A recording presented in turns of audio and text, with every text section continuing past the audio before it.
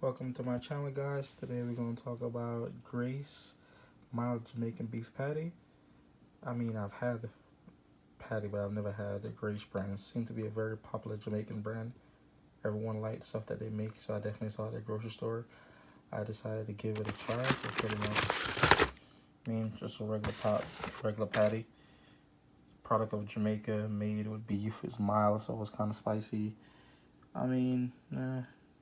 Typical. High in fat, high in sodium. Damn, 790. I was expecting one. That's for one patty. So you could either bake it or put it in the oven. I think the instructions obviously gonna be longer in the oven, but I usually just stuck everything in the microwave like everybody else does. Easier. So pretty much I'm gonna show you how the patty looks. It's pretty much 2 per pack. They come already fully cooked. So pretty much I they heat it up. Pretty much that's how the patty looks. So that's how the patty, typical Jamaican patty.